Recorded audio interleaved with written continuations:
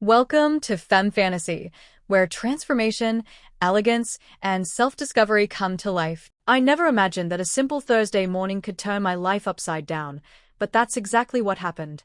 I walked into the office, coffee in hand, thinking about the mountain of reports I still had to finish, only to be met with a very unexpected announcement from my boss, Mr. Hargrove.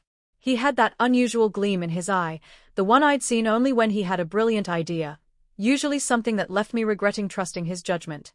"James," he said, calling my full name like I was about to be promoted, "we have a situation at the front desk." I frowned. The front desk? That was normally Sandy's domain, and she had been out sick for the week. I assumed they just needed someone to cover for a day. "Sure, I can help out," I said. "It's just temporary, right?"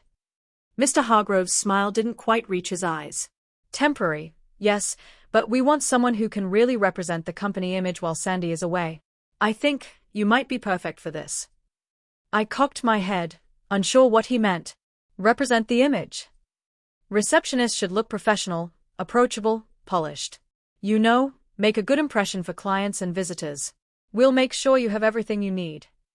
It was only then that I realized he had a shopping bag in his hand.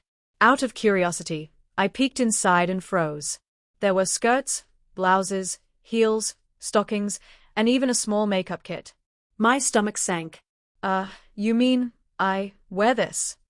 "Yes," he said simply, as if it were the most natural request in the world. "For a week. You'll handle the front desk. You'll learn a lot, trust me." I laughed nervously, thinking he must be joking. But his expression told me he wasn't. Suddenly, everything in the office seemed different. The humming of computers, the faint smell of printer ink, the soft chatter of coworkers, it all felt like a stage, and I was about to step into a role I hadn't auditioned for.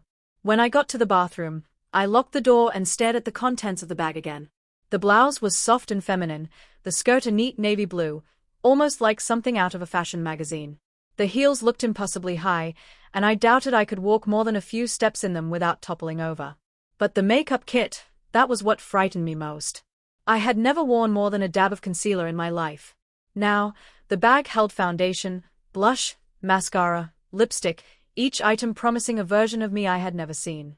I hesitated, then slowly, almost reluctantly, started with the basics. The blouse fit snugly, the skirt surprisingly comfortable once I adjusted it, and the heels, well, I wobbled at first, but eventually I managed a shaky, experimental stride. Then came the makeup. My reflection looked unfamiliar, soft and strange, yet there was something intriguing in the eyes staring back at me. I barely recognized the person in the mirror, yet I couldn't deny that I felt lighter, somehow. By the time I stepped out of the bathroom, Mr. Hargrove was waiting in the hallway, his expression unreadable. I had managed to straighten my skirt, smooth the blouse, and walk in the heels without falling over. He gave a slow nod. "Perfect," he said. "You look professional. Just wait until Sandy sees you." I forced a smile, my heart racing. Perfect? That word felt like a trap. I had a feeling this week at the front desk was going to be far more complicated than I could have imagined. The first hour at the desk felt surreal. I sat in the swivel chair, legs crossed nervously in the unfamiliar heels, my hands clutching the edge of the desk like it could anchor me to reality. The phone rang almost immediately, and I fumbled to answer it with the softest, most polite voice I could muster. "Good morning, this is James, the front desk. How may I help you today?" My throat felt tight, and I cursed myself for stumbling over something so simple. Then the door opened, and a client stepped in. My heart leapt into my throat. He smiled, nodded at me, and said, "Hi, I have a meeting with Mr. Hargrove." I straightened my back, trying to exude confidence that I didn't feel. "Of course," I said, my voice sounding higher than usual, and gestured toward the waiting area. As he walked away, I caught my reflection in the glass partition behind the reception. There I was, James, but also not James. My makeup highlighted the contours of my face in a way that made me look softer, almost delicate. The skirt swished when I moved, the blouse hugged my shoulders and waist differently than I was used to. I touched my face lightly, trying to convince myself that this wasn't me, but a temporary costume, a role I had to play. By mid-morning, I started noticing the little things. The way the heels altered my posture, forcing me to walk taller, The way the makeup made my expressions more visible, more open, the way people smiled at me in ways they hadn't before. It was intoxicating and terrifying all at once. I wasn't just performing a role. I was becoming someone else, someone I didn't fully understand yet. Then came the email from Mr. Hargrove. He had scheduled a meeting with the senior management team to review the client reception process, and I was expected to be front and center. Panic surged through me. Presenting myself this way in front of the higher-ups felt like stepping onto a stage without a script. My hands shook slightly as I adjusted the hem of the skirt. When I walked into the meeting room, heads turned. I heard whispers, curious glances bouncing around. I froze for a second, then reminded myself to breathe. The presentation went by in a blur. I answered questions with as much professionalism as I could muster, careful to keep my voice calm, steady, polite. And somehow, I survived. More than survived, actually. I think a few people were impressed, though I couldn't tell if it was my performance or just the novelty of seeing me in this unexpected guise. By lunchtime, I had started to feel a strange mixture of pride and unease. I had endured the morning without disaster, yet my mind kept returning to the mirror and the person I saw there. Was this truly me, or just a mask I was wearing to appease my boss? And more importantly, did I even want to remove it? I didn't have long to dwell on it. The afternoon brought a new wave of clients, deliveries, and phone calls. Each interaction forced me deeper into the rhythm of the receptionist role. My hands became steadier with the phone, my voice more natural, my smiles less forced. Somewhere along the way, the reflection in the mirror began to feel less like a costume and more like a possibility. Then, just as the day seemed to settle into a strange normalcy, a shadow appeared in the doorway. Sandy, the real receptionist, had returned early. Her eyes widened, scanning me from head to toe, a mixture of shock, amusement, and something I couldn't quite place. "Well," she said slowly, biting back a laugh, "I guess you've been busy." I froze, unsure how to respond. Could I explain the surreal mix of nervousness, transformation, and strange exhilaration that had filled my day? Or would she just think I had completely lost my mind? Before I could answer, Mr. Hargrove appeared behind her, clapping his hands together. "Excellent. You're catching on faster than I expected," he said. His grin was that same knowing grin that had started this whole ordeal. And in that moment, I realized this week at the front desk was going to be far more complicated, far more personal, and far more transformative than I had ever imagined. The next morning, I arrived at the office with a mixture of dread and curiosity. The heels no longer felt foreign. I had managed to master the wobbly first steps, though my calves were still complaining. The skirt and blouse, now familiar, seemed almost comforting in a strange way. I found myself smoothing the fabric as I walked in, adjusting my posture unconsciously, trying to inhabit the role Mr. Hargrove had assigned me with a little more confidence. Sandy was already at her desk, giving me a long, appraising look. "You actually look different," she said, half smiling, half confused. "I didn't think you'd pull it off." Pull it off. Those words echoed in my mind as I sat at the reception desk. Different. Pulled off. My reflection in the computer screen made me pause. My cheekbones caught the light differently under the subtle makeup. My eyes looked softer, more alert, almost as if someone else had moved into my face while I slept. I blinked rapidly, trying to shake the strange mix of pride and panic that surged through me. By mid-morning, a visitor came in, and for the first time, I noticed the subtle ways people responded differently to me now. He smiled warmly, offered a friendly handshake, and even complimented my attire. My heart raced, not from vanity, but from the realization that this version of me, James in heels and a skirt, hair lightly curled, makeup carefully applied, was eliciting reactions I had never experienced before. Each smile felt like an unspoken invitation to step further into this unfamiliar persona. Then came the first real test. A high-profile client, known for being blunt and intimidating, walked through the door. I straightened my back, reminded myself to breathe, and greeted him with the softest, most polite voice I could manage. As he approached, I felt my confidence wobble, but something inside me, a quiet, strange thrill, whispered that I could handle this. And I did. I directed him with poise, answered questions, and even managed a few professional jokes that earned a chuckle. By the time he left, I felt a rush of adrenaline and a twinge of disbelief. The day moved on, but the transformation wasn't just external. Each interaction, each moment of careful posture, each measured word, was reshaping the way I experienced myself. I found that I was thinking differently, moving differently, and even feeling differently. There was a strange joy in performing this role, a sense of liberation I hadn't expected.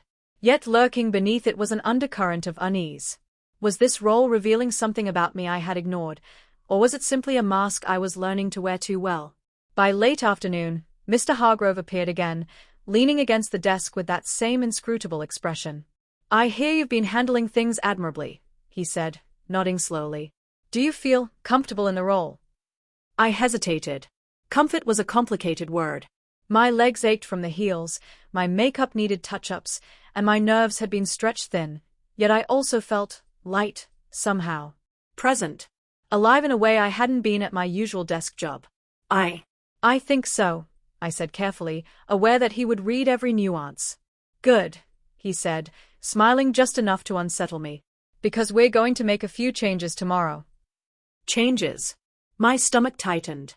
Changes meant pushing boundaries. Changes meant testing limits. And I had a creeping suspicion that this week at the front desk was about to become far more than I had bargained for, not just in appearance, but in identity. As I left the office that evening, I caught my reflection in the glass doors. The person staring back at me was still James, but not entirely. There was a softness, a new rhythm in the way I held myself, a tentative spark of curiosity about who I could be if I let this transformation go a little further. And for the first time, I realized that maybe, just maybe, I didn't want to go back. The following morning, I arrived at the office earlier than usual, heart hammering with a mix of anticipation and dread. Today, Mr. Hargrove had hinted at changes, and I had no idea what that meant. My reflection in the elevator mirrored my tension. Softly curled hair, perfectly pressed blouse, skirt just the right length, heels that had begun to feel like extensions of my legs rather than instruments of torture. Yet beneath the polished surface, I felt a swirl of nerves I couldn't shake. As I stepped into the office, I immediately noticed a small envelope sitting on the reception desk, addressed to me in Mr. Hargrove's neat handwriting. My hands trembled slightly as I opened it. Inside was a single note. "Today, you'll embrace the full role. New attire awaits in the restroom. Trust the process." A cold knot of anxiety tightened in my stomach. The restroom? New attire? I swallowed hard, glancing around the office. Sandy was quietly typing at her desk, giving me a curious glance but not saying a word. The other employees were absorbed in their work, and Mr. Hargrove was nowhere in sight. I took a deep breath and pushed open the restroom door. Inside, a small pile of clothes had been neatly folded on the counter. This time, the fabrics felt more sophisticated, more deliberately feminine. A tailored pencil skirt, a soft silk blouse, and a blazer that would completely transform my silhouette. There were new shoes too, heels a little higher, more refined, and a makeup kit that seemed more elaborate, with brushes and powders I hadn't yet learned to use. I paused, staring at the reflection in the mirror. The James I had been yesterday was gone, replaced by someone softer, sharper, and undeniably different. The voice in my head whispered both fear and curiosity. Could I truly inhabit this role for a full day? Could I manage the balance between the person I was and the persona I was being asked to become? Slowly, deliberately, I began to dress. Each piece of clothing altered the way I held myself, the way my shoulders moved, the subtle sway of my hips. The silk blouse felt like it was molding to my skin, the skirt hugged me in all the right places, and the heels forced my posture into something elegant yet commanding. When I finally applied the makeup, blending foundation and blush, accentuating my eyes and lips, the stranger in the mirror felt less like a disguise and more like a revelation. By the time I stepped out, my nerves had been replaced with a strange, steady confidence. Mr. Hargrove appeared at the end of the hallway, smiling that enigmatic smile. "Excellent," he said simply. "You look perfect for the role we envisioned." I nodded, unsure whether to feel proud or terrified. The day unfolded like a carefully orchestrated performance. I greeted clients with measured warmth, answered phone calls with poise, and directed visitors with precision. The attention to detail in my attire and makeup seemed to heighten every interaction. People listened more intently, smiled more openly, and, strangely, treated me with a respect I hadn't realized had been missing before. By mid-afternoon, I found myself laughing lightly at a joke from a colleague, something I rarely did without thinking. The soft sway of the skirt, the click of the heels on the polished floor, the gentle curve of my reflection in passing windows, It all merged into a new rhythm of self-awareness. I wasn't just performing a role, I was discovering a new dimension of myself. Yet, the uncertainty lingered. Every time I caught someone staring, I felt the weight of expectations pressing down, questioning how long I could maintain this balance. Sandy had been quietly observing all day, and while she never commented openly, I could feel her curiosity, perhaps even a hint of judgment. And Mr. Hargrove, his presence loomed like an unseen conductor, orchestrating each movement, each expression, each subtle emotional shift. As the day drew to a close, I realized something profound. The front desk had become more than a temporary assignment. It was a mirror, reflecting not only my appearance but also my resilience, adaptability, and the latent parts of my identity I had never explored.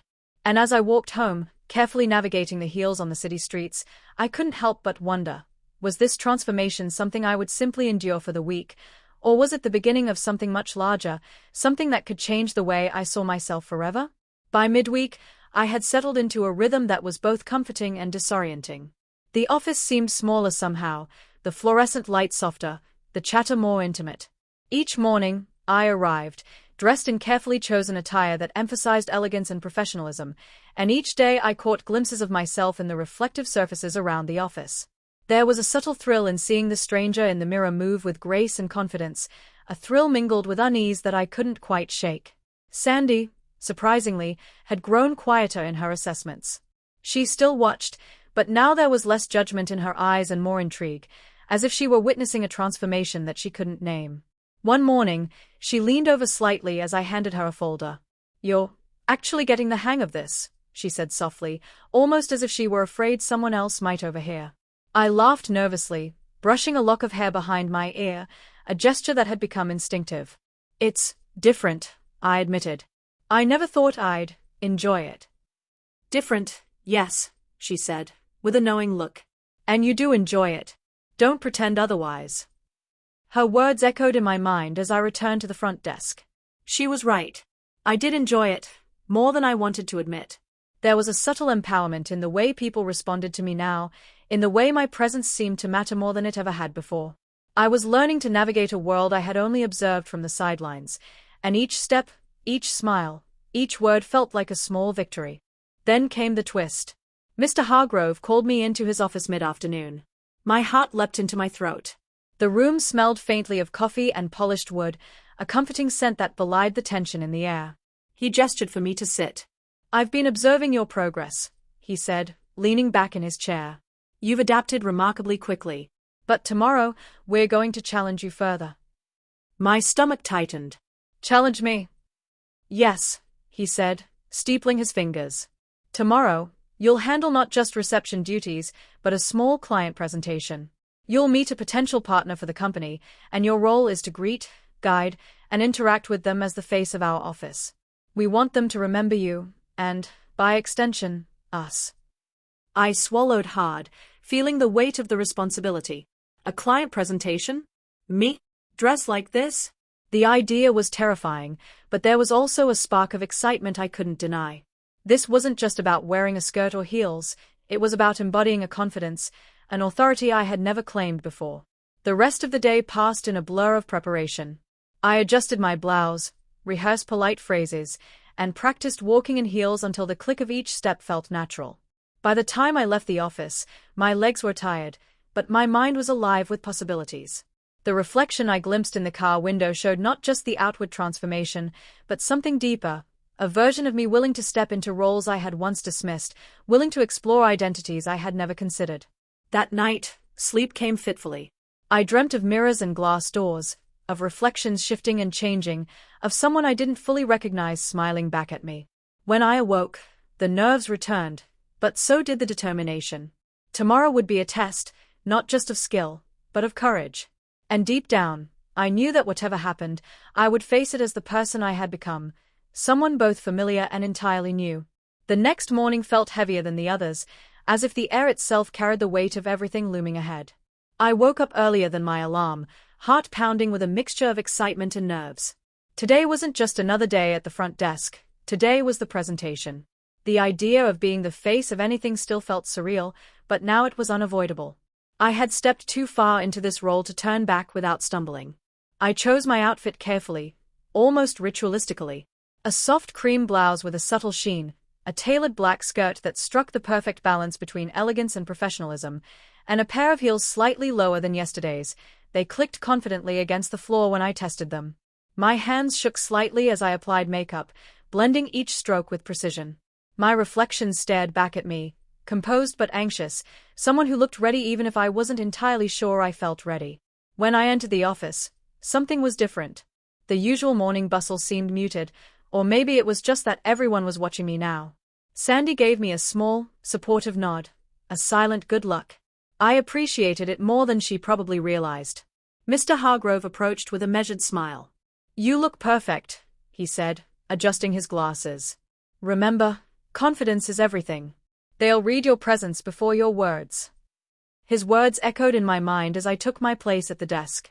Time moved strangely, too slow at first, then suddenly too fast. Before I knew it, the client arrived. A tall, sharply dressed woman named Ms. Ellison. Her gaze was direct, her handshake firm. She was the kind of person who seemed to see everything at once. "Good morning," I said, trying to keep my voice steady. "Welcome. I'll be guiding you through our office and assisting during your meeting." She smiled politely, but her eyes lingered on me with a curious pause, not unkind, but evaluative. I felt myself stand a little taller, smoothing the edge of my skirt as I led her through the lobby. Every step felt amplified, every movement deliberate. I answered her questions professionally, showing her around the workspace, offering small explanations where needed. Something remarkable happened in those moments. I found myself speaking with a confidence that didn't feel forced anymore. It felt real, like I had earned the right to be taken seriously. During the meeting, I stood near the projector, managing the slides and occasionally adding small clarifications. My voice didn't tremble this time. I maintained eye contact. And every so often, I caught Ms. Ellison giving me a small nod, as if acknowledging that I had exceeded her initial expectations. When the meeting ended, she turned to me with an unexpected smile. "You have impressive composure," she said. "A natural presence. I hope the company recognizes that." The compliment hit somewhere deep inside me, somewhere unguarded. My chest tightened, not in fear this time, but in a warm, startling way. I thanked her, bowing my head slightly, and walked her out. When she left, I exhaled shakily, realizing I had been holding tension in my shoulders for nearly an hour. Afterward, the rest of the office felt strangely quiet. People passed by with subtle smiles, murmuring small praises. Sandy approached with crossed arms. "What did I tell you?" she said. "You really can do this." But it was Mr. Hargrove's reaction that surprised me most. He didn't congratulate me. Instead, he observed me for a long moment before saying, "You didn't just perform well, you embodied the role." The words sent a ripple through me. Embodied the role. It was both flattering and unsettling. Because somewhere deep inside, I already knew he was right. This wasn't just an act anymore. This wasn't temporary. Not really. When the day ended and I finally stepped away from the desk, the transformation hit me fully. I walked toward the exit, catching my reflection once more in the glass. But this time, I didn't see a stranger. I saw someone capable. Someone adaptable. Someone I didn't expect to find beneath the stiffness and self-doubt of who I had been before this week began. And for the first time, I wondered, not with fear, but curiosity, how far this transformation would go, and whether I was ready to embrace it willingly. By the next morning, something inside me had shifted in a way I couldn't fully define. Maybe it was Ms. Ellison's compliment echoing through my mind, or the proud glances from coworkers I never thought noticed me before. Maybe it was simply that, after nearly a week of this unexpected role, the novelty had worn off and what remained was something far more personal, an unfamiliar sense of belonging. Still, as I approached the office, a nervous flutter stirred in my stomach. I wasn't afraid of the tasks anymore, I was afraid of what each new step might reveal about who I was becoming. The line separating James the employee and the person I stepped into at the front desk felt thinner each day, almost transparent now. When I walked in, the atmosphere was unusually energetic. Papers rustled, conversations buzzed more loudly than usual, and even the air smelled different, like someone had sprayed a fresh citrus cleanser. I blinked in confusion until Sandy practically slid up to me with a grin that caught me completely off guard. "You haven't checked the internal email yet, have you?" she said, lifting an eyebrow. My heart skipped. "No, why?" She pointed toward my computer with mock dramatic flourish. Go ahead. See for yourself. I sat down, hands suddenly trembling, and clicked open my inbox. At the top was an announcement from Mr. Hargrove. Internal update, reception performance and front-facing representation review. My breath caught. I opened it. The message wasn't long, but it was direct. The company had seen a measurable improvement in client satisfaction and first impressions this week. They attributed it to exceptional performance at the front desk, crediting my efforts specifically, though, interestingly, without mentioning my name directly. But more shocking was the last line. As part of our upcoming office rebranding initiative, we will be testing a new permanent role structure. Further details to follow. I stared at the screen, pulse quickening. Permanent role structure. The words hung over me like a cloud I couldn't interpret. Was it good? Bad? Meant for me? About me? Before I could spiral further, Mr. Hargrove appeared behind me as if summoned by my anxiety. Ah, you saw the announcement, he said with a small nod. We'll discuss more later today. For now, continue as you have been. You're doing well.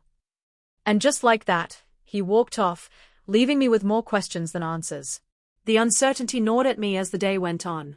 Each interaction with clients, each gentle smile I offered, each confident step in my heels, they all felt heavier now, as if being evaluated on a completely different scale. Mid-morning, as I restocked brochures, I caught my reflection in the lobby mirror once again. But this time, instead of seeing someone trying to play a role, I saw someone making decisions, small ones, subtle ones, about who they felt comfortable being. My posture had changed. My expression was calmer. Even my eyes looked different, as if they were settling into a new clarity I hadn't noticed form over the past few days. Later, during a quiet moment, Sandy approached me with a cup of tea. She handed it over gently, her voice softer than I had ever heard it. Are you okay? I hesitated, fingers curling around the warm cup. Honestly? I don't know, I admitted. Everything feels bigger than I expected. Like it's not just about covering a desk anymore. She nodded knowingly. It's because you're changing, she said. Not in a bad way. You're growing. And maybe you never realized how much of yourself you were holding back before. Her words warmed me more than the tea. I looked down, unsure what to say. The rest of the afternoon passed quickly, but the tension lingered. I found myself analyzing every move, every smile, every thought. Not out of insecurity, but because I was aware, suddenly, of how much truth there was in Sandy's words. Just before closing time, Mr. Hargrove called me into his office again. The room felt heavier than before, as if it were holding secrets that had been waiting for days. He gestured for me to sit across from him. We're entering a new phase of our rebranding, he began, folding his hands neatly on the desk. One that requires a consistent public presence. Someone who can embody professionalism, warmth, and adaptability, all the things you've shown this week. My pulse quickened. I held my breath. Tomorrow, he continued, we'll conduct a final evaluation. Not a test, he clarified, raising a hand, but a chance to see if the role aligns with you, and if you align with it. The words settled into me slowly. Not just an assignment. Not just a temporary role. A possibility. One that could reshape my daily life, and maybe something deeper than that. As I walked out of his office, the lights in the hallway flickering softly above me, I felt the weight of the moment settle into my chest. Tomorrow could change everything. Not just for the company, but for me. And strangely, I wasn't sure if I was afraid of that, or ready for it, or both at once. The next morning felt like the world was holding its breath with me. I woke before dawn, sitting at the edge of my bed with my hands clasped tightly together, as if the quiet early light might steady the unease rolling in my chest. Today was the final evaluation, as Mr. Hargrove had called it. But the words felt heavier than they should. They didn't feel like something that measured performance, they felt like they would measure me. I dressed slowly, deliberately. The outfit I chose was simple but polished, a slate gray blouse, a fitted navy skirt, and the mid-height heels I trusted most. My hands didn't shake as much when I applied my makeup this time. I blended, brushed, and adjusted each detail until the person in the mirror felt, strangely, like someone I knew. Someone I had grown into, piece by piece, without even noticing. The air outside was crisp and cool as I made my way to the office. By the time I stepped through the glass doors, my heart felt like it was caught between worlds, thudding loudly, but steady enough to keep me moving forward. Inside, everything felt different. Not chaotic, not loud, just expectant. A few co-workers offered warm smiles, the kind you give someone about to walk onto a stage they didn't realize they had been rehearsing for. Even Sandy's normally teasing expression had softened into something almost protective. "You ready?" she asked gently, tilting her head. I inhaled deeply. "I think so," I said, though the truth was far more tangled. Before she could reply, Mr. Hargrove appeared, clipboard in hand, expression unreadable. "Good," he said. "Follow me." My pulse quickened as I trailed behind him down the hallway. Each click of my heels echoed louder than usual, as if marking each step into some unknown future. He stopped outside the small conference room, gestured for me to enter, and then closed the door behind us. Inside were 3 people I had never seen before, 2 women and a man, each holding tablets, each observing me with calm, professional eyes.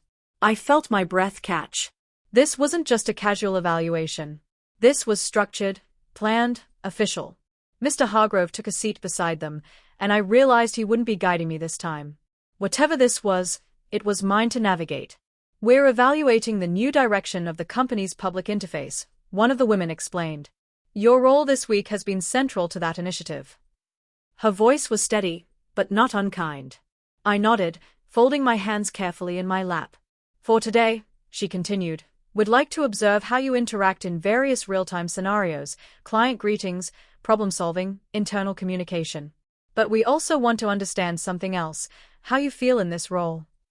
My breath stilled. I hadn't expected that. I had prepared for professionalism, for performance, but not for honesty. The evaluations began. I answered mock phone calls, greeted imaginary clients, handled hypothetical complications.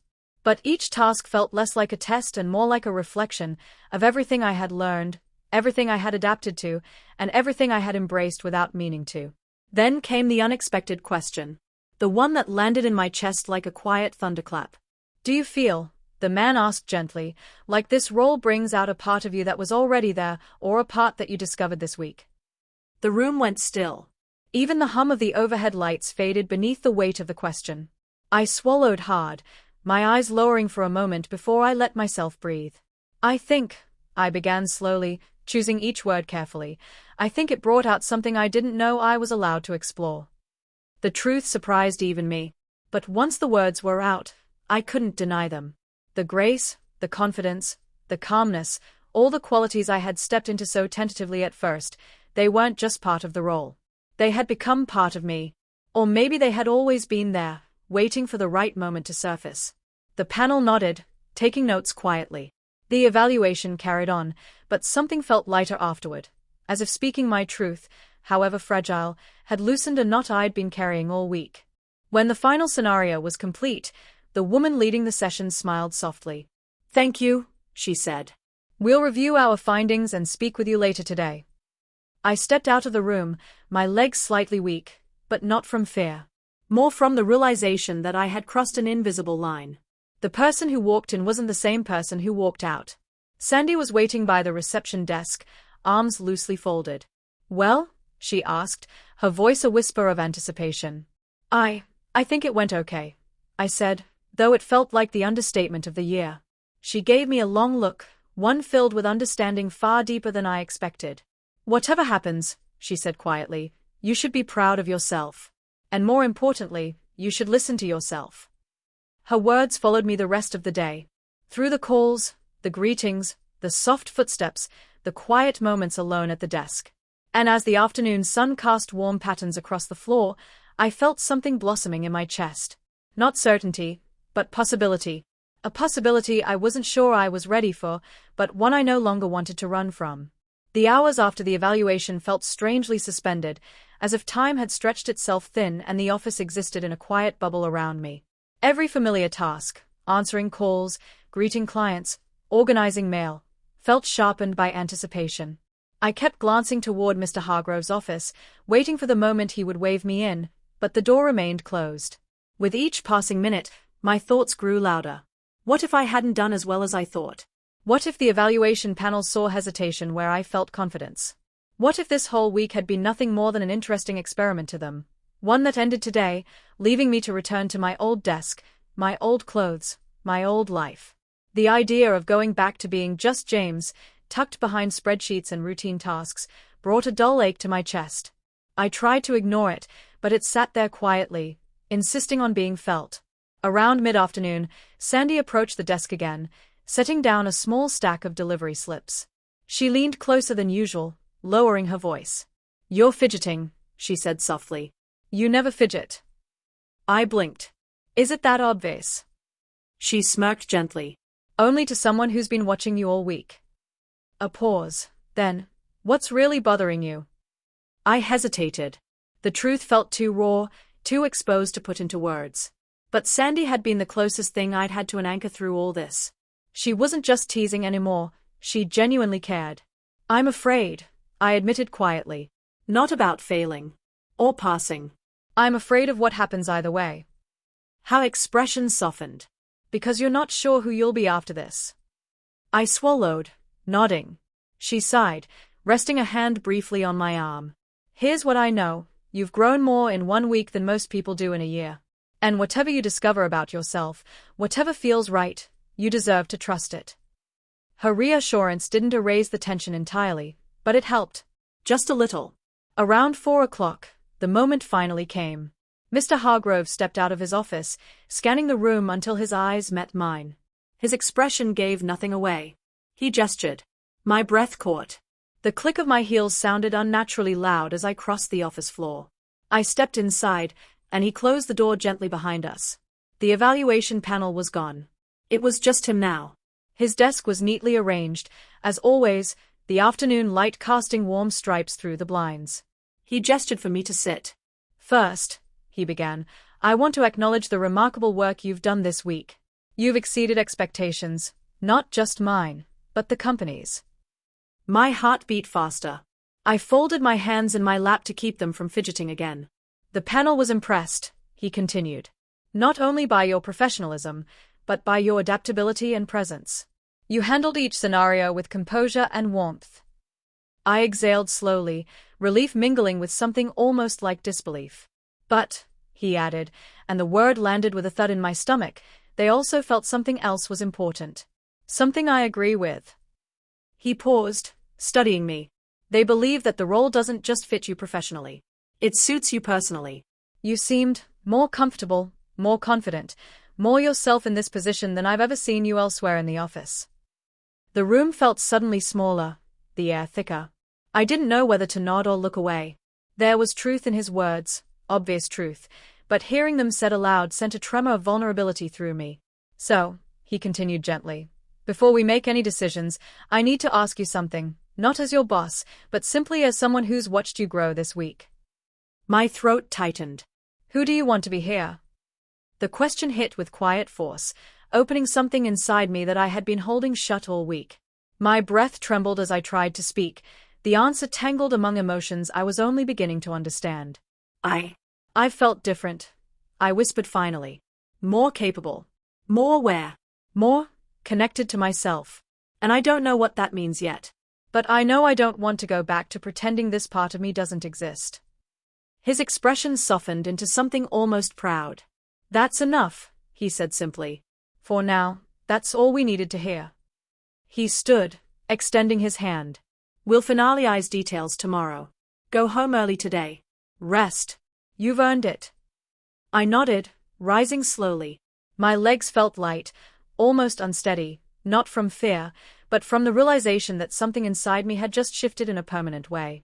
As I walked back through the office toward the exit, Sandy watched me closely. She didn't ask for details. She didn't need to. She could see it in my eyes. "You okay?" she asked softly.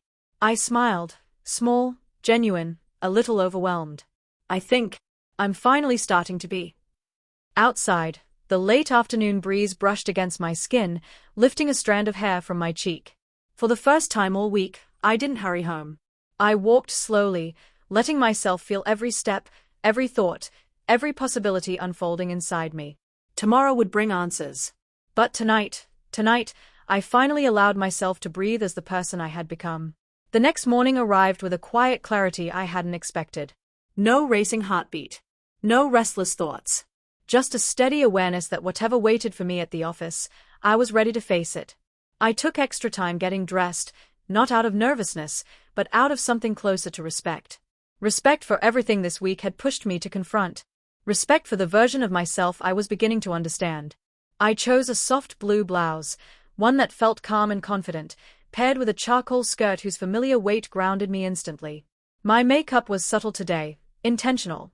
Not hiding, not performing, just reflecting the person I felt like being.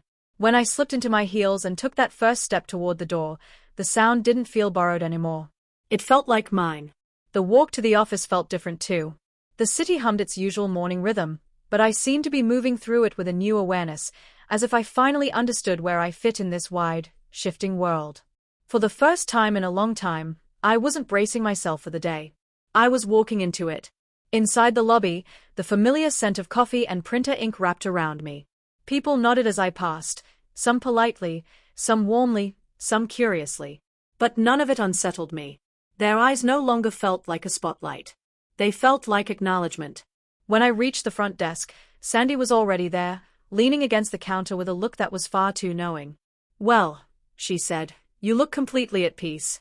Should I assume that's a good sign? I smiled. Let's just say I'm open to whatever today brings. She tapped the counter lightly. "I knew it. I knew you'd get here." Before I could respond, Mr. Hargrove stepped out of his office. His expression was calm, unreadable, but something about the way he looked at me made my heart settle even further. "May I speak with you?" he asked. I followed him inside. The room was warm with morning light, casting soft shadows across the floor. He gestured for me to sit, then took a seat opposite me, not behind his desk, but beside it, as if he wanted to make sure this conversation wasn't about hierarchy. "Thank you for coming in," he began. "We finished discussing the evaluation last night. And after reviewing your performance, your adaptability, and your own willingness to embrace this role, the decision was unanimous." I held my breath.